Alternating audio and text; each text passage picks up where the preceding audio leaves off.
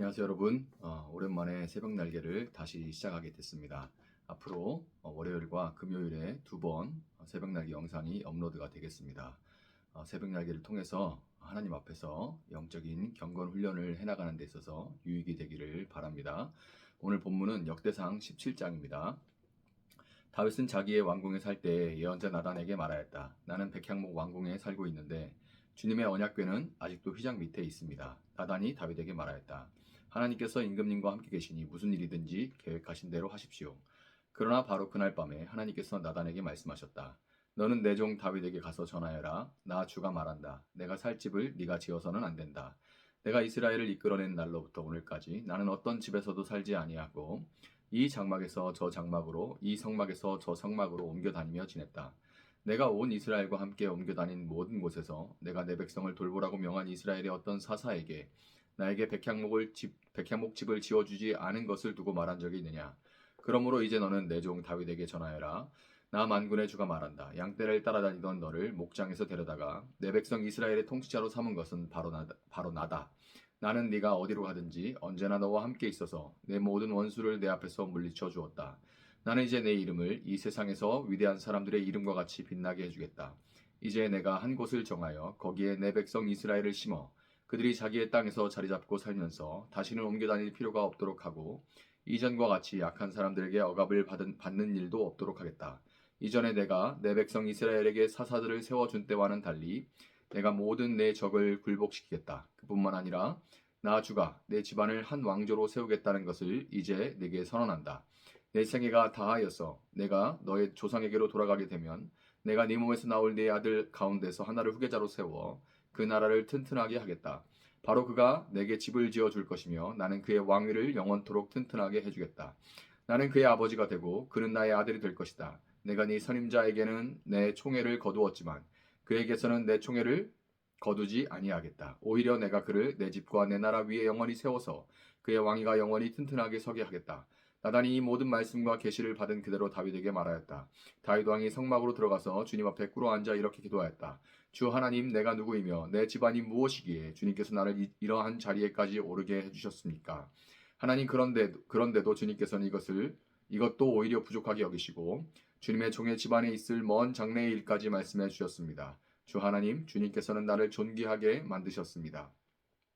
주님께서 주님의 종을 아시고 주님의 종을 영화롭게 해주셨는데 이 다윗이 주님께 무슨 말씀을 더 드릴 필요가 있겠습니까? 주님께서는 주님의 종을 살피시어 주님께서 세우신 뜻과 목적대로 하셨습니다. 주님께서 이처럼 크나큰 일을 하시고 이 모든 일을 알려주셨습니다.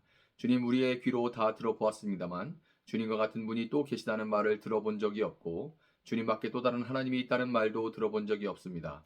이 세상에서 어떤 민족이 주님의 백성 이스라엘과 같겠습니까? 하나님이 직접 찾아가셔서 이스라엘을 구하여내시고 주님의 백성으로 삼아서 주님의 명성을 드러내셨습니다. 그들을 이집트에서 구하여 내시려고 크고 놀라운 일을 하셨고 주님의 백성이 보는 앞에서 뭇 민족을 쫓아내셨습니다. 주님께서는 이렇게 주님의 백성 이스라엘을 영원히 주님의 백성으로 삼으셨고 주님께서 그들의 하나님이 되셨습니다. 주님께서 주님의 종과 이 종의 집안에 약속하여 주신 말씀이 영원토록 이루어지게 해주십시오. 주님께서 말씀하신 대로 해주십시오. 그리하여 사람들이 이스라엘의 하나님은 만군의 주요 이스라엘을 지키시는 하나님이시다 하고 외치며 주님의 이름을 굳게 세우고 영원토록 높이게 하시고 주님의 종 다윗의 집안도 주님 앞에서 튼튼히 서게 해주시기 바랍니다. 나의 하나님 주님께서 주님의 종에게 이 종의 집안을 한 왕조가 되게 하시겠다고 계시하셨기 때문에 주님의 종이 감히 주님께 이러한 간구를 드릴 용기를 얻었습니다. 그리고 이제 주님께서는 참으로 하나님이십니다. 주님께서는 주님의 종에게 이와 같이 놀라운 약속을 하셨습니다. 그러므로 이제 주님의 종의 집안에 기꺼이 복을 내리셔서 나의 자손이 주님 앞에서 영원토록 대를 잇게 해주시기 바랍니다. 주님께서 복을 주셨으니 그 복을 영원히 누리게 해주십시오. 아멘. 자, 오늘 이제 본문인 역대상 17장은 사무엘하 7장의 내용과 동일한 내용인데요. 사무엘하 7장에서도 다윗이 성전을 지으려고 했지만 하나님이 허락하시지 않은 그 사건이 동일하게 기록이 되어 있습니다. 사무엘하 7장을 설교할 때는 제가 이제 또 다시 돌아가서 예전 설교를 이렇게 봤는데요. 그때 설교할 때는 성전도 건물이기 때문에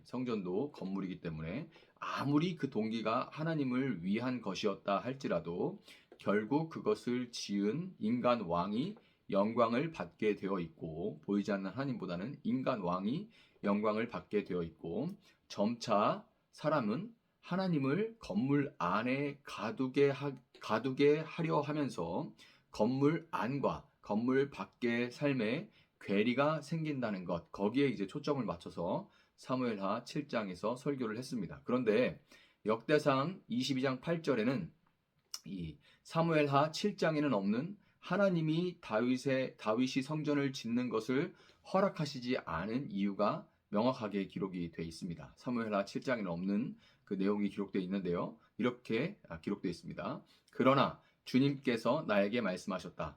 너는 많은 피를 흘려가며 큰 전쟁을 치렀으니 나의 이름을 위하여 성전을 건축할 수 없다. 너는 내 앞에서 많은 피를 땅에 흘렸기 때문이다. 아멘. 이렇게 기록되어 있습니다. 쉽게 말해 피를 많이 흘려서 안 된다는 거죠. 다윗은 피를 많이 흘렸기 때문에 성전을 그의 손으로 지을 수 없다는 얘기입니다. 타인의 피를 많이 흘린 다윗이 성전을 만약에 짓게 된다면 성전은 뺏고 빼앗기고 죽고 죽이는 힘의 논리, 죽음의 논리 아래 있다는 오해를 받게 됩니다. 작은 가게가 망하면 큰 가게가 그 위에 서고 더 큰 가게가 그 위에 서고, 이런 식의 뺏고 빼앗고 죽고 죽이는 힘의 논리, 이 죽음의 논리 아래 성전도 동일하게 있다 하는 그런 오해를 받게 되어 있는 거예요. 그래서 하나님은 여디디아, 즉 사랑받는 자라고, 여디디아는 사랑받는 자라는 뜻이죠. 사랑받는 자라고 불렸던 다윗의 아들 솔로몬으로 하여금 성전을 짓게 하셨던 것입니다. 사무엘 하에 비해서 역대기에는 성전의 의미와 기능에 더욱더 초점을 맞추고 있는 거예요. 10절을 보면 자신을 위해서 성전을 짓겠다는 다윗에게 하나님은 네가 내 집을 지을 것이 아니라 내가 네 집안을 한 왕조로 세우겠다, 이렇게 말씀을 하십니다. 이어서 11절에서 하나님은 다윗의 수명이 다한 후에 그의 아들 가운데서 하나를 후계자로 세워서 그 나라를 튼튼히 하겠다, 이렇게 말씀을 하시죠. 여기서 다윗의 아들 가운데 하나는 당연히 1차적으로는 솔로몬 왕입니다. 바벨론 포로기에서 돌아온 이후에 옛 이스라엘의 영광을 꿈꾸었던, 그 영광을 회복하기를 꿈꿨던 역대기 저자에게 다윗과 솔로몬 시대의 영광스러운 모습은 말 그대로, 그때의 영광스러운 모습은 말 그대로 국뽕이 차오르게 하기에 충분하고 그 영광스러운 나라가 영원히 견고할 것이다 라고 말씀하시는 이 하나님의 말씀은 나라를 재건해야 하는 귀한 자들, 포로 귀한 자들에게 더할 나위 없는 소망이죠. 그렇지만 솔로몬이 지은 황금 성전은 이미 무너졌고 기환자들이 세웠던 제2차 성전, 수룹바벨 성전도 결국 허물어집니다. 다윗의 자손들인 유다의 왕들은 결국 실패했고 왕조는 패망하고 말았죠. 그렇기 때문에 11절부터 14절의 말씀은 다윗의 자손으로 오셔서 회개하라, 하나님의 나라가 가까이 왔다라고 외치시고 예루살렘 성전을 뒤엎어버리심으로써 성전을 정화하신 예수님을 가리키고 또한 예수님을 통해 이루어지고 온전히 이루어질 말씀입니다. 하나님의 여디디아, 즉 하나님의 사랑받는 아들이신 예수님은 십자가에 피 흘려 죽으심으로 죽고 죽으며 땅을 피로 물들게 하는 모든 죄를 예수님이 씻으셨고요. 예수님의 피로 그 모든 땅에 스며들어 있는, 그래서 억울함 호소하고 있는 그 모든 피들을 정화하셨고 그 죄를 씻으셨고 무덤을 열고 부활하심으로 죽음의 권세를 물리치셨습니다. 그리고 예수님은 그분을 믿음으로 하나님의 자녀가 된 모든 사람들의 마음에 성령으로 영원토록 함께 하시며 그들로 손으로 지은 건물 성전이 아니라 영원한 성전을 그들로 지으셨고 또한 지금도 지어가고 계신 겁니다. 25절을 보면 다윗은 선지자 나단으로부터 이 하나님의 약속을 받았을 때 이렇게 고백하죠. 나의 하나님, 주님께서 주님의 종에게 이 종의 집안을 한 왕조가 되게 하시겠다고 계시하셨기 때문에 주님의 종이 감히 주님께 이러한 간구를 드릴 용기를 얻었습니다. 아멘.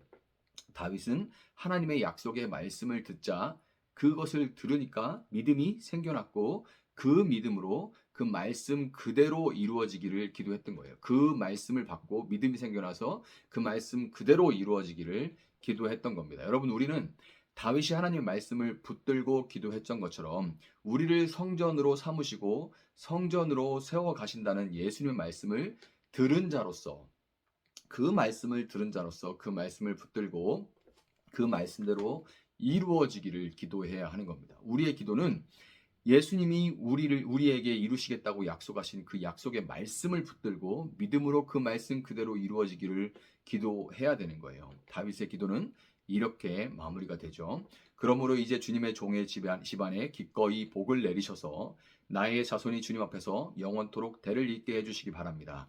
주님께서 복을 주셨으니 그 복을 영원히 누리게 해주십시오. 아멘. 예수님이 영원히 거하시는 성전이 된 복을 여러분 먼저 누리시고, 또한 하나님의 사랑을 받고 예수님이 행하신 일을 믿고 구원받는 그 복이 여러분을 통해 확장되어져서 다윗이 기도했던 것처럼 자손들이 끊이지 않게 하여 주십시오 하는 것처럼 여러분을 통해서 그 믿음의 구원의 복이 확장되어져 가기를 예수님의 이름으로 축복합니다. 잠시 기도하겠습니다. 사랑하시는 주님, 감사합니다. 이렇게 오랜만에 새벽 날개를 다시금 시작합니다.